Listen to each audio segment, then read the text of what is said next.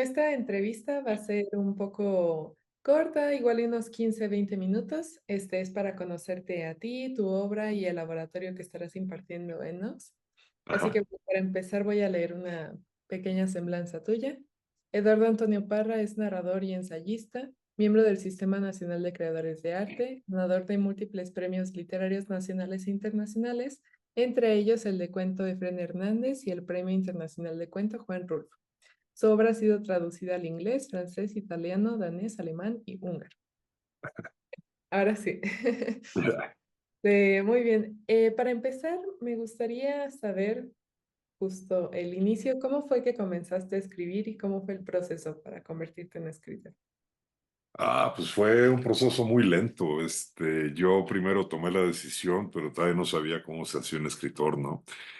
Más o menos a los 17 años decidí que me iba a dedicar a escribir, pero como no sabía, no había escrito nada, por supuesto, y no sabía cómo se formaba un escritor, anduve preguntando y me recomendaron que me metiera a la Facultad de Letras, ¿no? Entonces estudié letras. Lo primero que uno se da cuenta en una facultad de letras es que es una escuela de letras, no una escuela de escritores. No escribí nada durante toda la carrera. Creo que eso fue bueno para mí porque muchos de mis compañeros ya escribían y dejaron de escribir cuando estaban estudiando la carrera, precisamente. Terminé la carrera más o menos a los 21 años y todavía no me sentía preparado. Digo, ya estaba en plena preparación, leía mucho, copiaba mucho en mis libretas, copiaba párrafos, copiaba frases que me gustaban, hacía bocetos para historias, etcétera. Pero yo creo que fue más o menos hasta los 23, 24 años que de tanto copiar y de tanto leer dije, yo creo que ya puedo escribir algo mío. Y escribí un cuento primero. En ese entonces vivía en Ciudad Juárez y me llamaban mucho la atención los migrantes mexicanos, los mojados, ¿no? Y entonces escribí un cuento que trataba de eso. Regresé a vivir a Monterrey después de un tiempo en Ciudad Juárez y en San Luis. Y empecé a dar clases en la Facultad de Letras y en la prepa, no, en la Facultad de Comunicación. Eh, y al mismo tiempo empecé a estudiar una maestría en comunicación, entonces era alumno de la universidad, era la Universidad Regiomontana. Y en ese entonces la Universidad Regiomontana abrió un concurso de cuento para los alumnos. Y yo mandé mi único cuento y ganó el concurso. Entonces dije, bueno, pues algo hice bien, ¿no? Y ahí fue donde empezó. Inmediatamente me entró la ambición y dije, pues voy a hacer una novela ahora, ¿no? Y empecé a escribir una novela. Estuve trabajando yo creo que fácil 3 años o más. En ese inter me dieron una beca del Centro de Escritores de Nuevo León para escribir la novela. Ahí la estuve trabajando también, pero se me alargó demasiado. Me di cuenta en una relectura de lo que llevaba escrito, llevaba como 600 páginas y no le veía el fin. Entonces me detuve, dije, esto no tiene caso, ¿no? O sea, porque iba a ser una novela de 1500 páginas o algo así. Entonces dije, no, pues tengo que volver al cuento y empecé a escribir cuentos cada vez más, los mandé a ciertos premios, a ciertos concursos y algunos iban ganando, ¿no? Entonces, de alguna manera, eso me decía que estaba haciendo algo bien y ya, pues a partir de ahí, pues ya le seguí. Y por ejemplo, ¿no has sentido que a lo largo de tu carrera a veces al cuento se le minimiza como género de alguna forma? Ujú. Siempre se le minimiza y no veo por qué. Bueno, hay una razón comercial. Las editoriales prefieren la novela. Y eso va un poco en contra de las creencias porque se supone que la gente no tiene tiempo de leer. Entonces, pues le funcionaría mucho mejor el cuento, pero igual prefieren las novelas. Eh, yo me enterqué en escribir cuentos cuando armé mi primer libro y me fui a la Ciudad de México, viví en Monterrey, me fui a la Ciudad de México a buscar editor. Pues era un libro de cuentos y le veía la cara a los editores a los que les dejaba el volumen y como que no tenían mucha confianza, no les gustaba mucho el género, pero como quiera me llamaron para decirme que sí les había gustado mucho el libro y que lo iban a publicar. Entonces ahí fue una de las primeras victorias de mi terquedad. Me decían mis amigos, mis colegas, que debía escribir novelas y quería ser publicado, y pues yo iba a ser publicado ya por Ediciones Era por un libro de cuentos. Y luego también me decían que ya tenía que dar el brinco a la novela.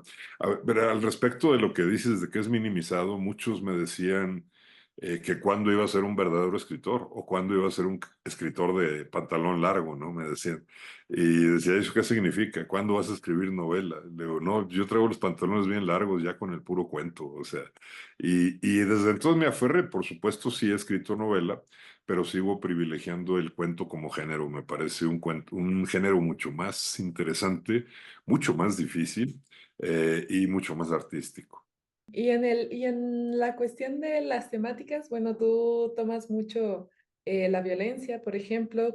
¿Cuál fue el motivo de que te inclinaras a ciertos temas? Yo creo que es una inclinación natural. Yo creo que cuando uno empieza a escribir, pues no se pregunta qué es lo que va a escribir, sino lo que se le viene a la cabeza, ¿no? Y a mí siempre me llamó mucho la atención la violencia. La violencia al principio como temática, luego como estrategia literaria, luego como procedimiento, luego un montón de cosas, ¿no? Pero yo digo que siempre me ha fascinado en el sentido de fascinación de que no puedes apartar la mirada, ¿no? No que me guste, sino que me hipnotiza. Desde que estaba en primaria, en secundaria, cuando había un pleito afuera de la escuela, yo era de los de la primera fila ahí viendo a ver cómo se desarrollaba todo. Siempre me gustó eso, me gustaban las películas violentas. Y cuando empecé a escribir, pues surgieron esos temas inmediatamente, ¿no? Temas como la venganza, como el abuso, como todo este tipo de cosas. Curioso porque mi primer libro salió en 1996 y el país todavía no estaba sumergido en la violencia en la que se sumergió después. Entonces les extrañaba mucho a los críticos. Me decían que por qué el tema de la violencia, por qué me atraía tanto. Yo decía, bueno, pues, se vuela en el aire, ¿no? Aquí está en el aire. La violencia es parte de la naturaleza humana. El ser humano es violento por naturaleza y yo quiero registrar eso, ¿no? O sea, registrar personajes sin ningún barniz, vamos a decir, social o educativo. Y sí, estoy convencido de que cuando uno está en una situación límite, toda la cuestión de la educación, de la moral y todo eso se viene abajo y ya reacciona un poco más cercano a los animales, ¿no? Y eso me interesaba muchísimo desde el principio y me ha seguido interesando toda mi carrera. Claro, sí, sí, siento que es como un sello muy característico. Ajá. Y por ejemplo, cuando escribes un cuento, ¿tienes ya algún proceso como predeterminado o como que sale diferente cada vez el proceso? Yo creo que sale diferente cada vez, aunque el proceso sea más o menos semejante. Haz de cuenta, se me ocurre una idea, le empiezo a dar vueltas, le empiezo a dar vueltas. Normalmente es una imagen o una escena fija la que empiezo a trabajar y empiezo a darle vueltas hasta que se me va ocurriendo poco a poco una historia, ¿no? Para que encierre esa imagen, que encierre esa escena. Después trato de averiguar en la imaginación cuál es el final. Siempre digo esto, que cuando tienes el final ya más o menos ubicado, ya es mucho más fácil escribir todo lo demás, ¿no? Borges sí mismo decía que si tienes el principio y el final ya tienes más de la mitad del cuento, ya lo único que tienes que hacer es encontrar el camino de un punto A a un punto B. Y es lo que trato de hacer. O sea, visualizo el final y luego ya empiezo a ver cómo llegar ahí, ¿no? De alguna manera. Creo que es un procedimiento que te ahorra muchos dolores de cabeza, te ayuda mucho en la escritura misma del cuento, porque ya desde el principio tienes una ruta, tienes una dirección ya establecida y entonces empiezas a ahorrar muchas palabras y eso viene muy bien con la economía del lenguaje que necesita el cuento. ¿Tienes algún reto a la hora de escribir ahorita o no? Casi siempre sí. Mira, no sé, cuando veo una técnica o un procedimiento nuevo mientras estoy leyendo, inmediatamente me empiezan a dar cosquillas en los dedos, ¿no? Se me queman las habas por adaptarlo. Alguna estructura que no he probado, algún punto de vista que no he probado, etcétera, etcétera. Siempre aparecen ahí los retos. Ahora, otro reto sería, por ejemplo, que aunque los textos tengan una unidad estilística, tengan una unidad incluso temática, pues, volviendo a la violencia muchas veces, que todos los textos de un libro sean completamente distintos, ¿no? Que difieran en técnicas, en estructuras, en puntos de vista, incluso en historias, aunque el tema sea más o menos parecido. Tú vas a estar impartiendo el laboratorio de cuento, más enfocado a la parte de las técnicas, o las teorías de cuento. Em, ¿Tú, por ejemplo, crees que se han escrito todo respecto a las técnicas que hay en los cuentos? O sea, como en los cuentos, vamos, escritos, a la parte como teórica de la gente que ha escrito sobre ello. No, yo creo que falta muchísimo todavía. Incluso con muchas teorías del cuento que puedas tener a la mano, siempre son bastante abstractas, ¿no? O sea, vamos, es un género, supongo que pasa con todos los géneros literarios. O sea, no hay una fórmula para escribir, ¿no? O sea, simplemente hay ideas que te pueden ayudar a organizar la mente a la hora de escribir. Por ejemplo, estas cuestiones de las definiciones del cuento, ¿no? Este, la de Poe, es una historia que se lee de una sentada y no se olvida nunca. Pues es totalmente abstracto, ¿no? O sea, puede ser cualquier cosa, quién sabe, ¿no? Digo, claro, te da cierta orientación. La de Cortázar, ¿no? De que el cuento gana por nocaut y la novela por puntos. Dices, pues sí, suena muy bonito. ¿Y eso qué significa, no? O sea, entonces, no sé, hay varias cosas así. Los escritores casi siempre dan su propia teoría y no necesariamente le va a servir del todo a un lector o a alguien que empieza. Sí le va a servir, por supuesto, porque lo hace reflexionar sobre el oficio, pero no es una receta que uno pueda aplicar. O sea, entonces la idea pues es ir viendo diferentes modos de operar, diferentes modos de escribir, para que cada quien vaya escogiendo el suyo Muy o bien. inventando el suyo. Claro, también, sí, porque dices que incluso de todo lo que lees, siempre sacas Ajá, algo, algo nuevo. claro. Muy bien, y bueno, ya casi terminando, quisiera hacerte unas preguntas rápidas como de recomendaciones de lectura.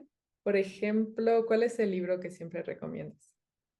Bueno, para cuentos en México sobre todo, siempre recomiendo a José Revueltas, Dormir en Tierra, Juan Rulfo, obviamente, Llano en Llamas, y los cuentos completos de Inés Arredondo, que son en realidad son tres libros que no pasan de 300 páginas, entonces vale la pena. Son los tres grandes maestros del cuento del siglo XX en México, yo creo.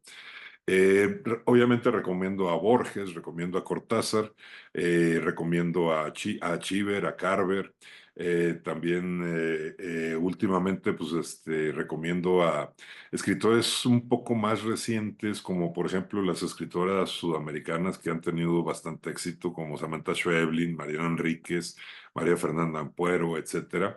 Y escritores norteamericanos como Tim O'Brien o Donald Ray Pollock, que me gustan mucho lo que hacen, ¿no? O sea, entonces ahí yo creo que con esta lista de autores uno puede tener ahí una enciclopedia muy bien de procedimientos y de técnicas y de estructuras.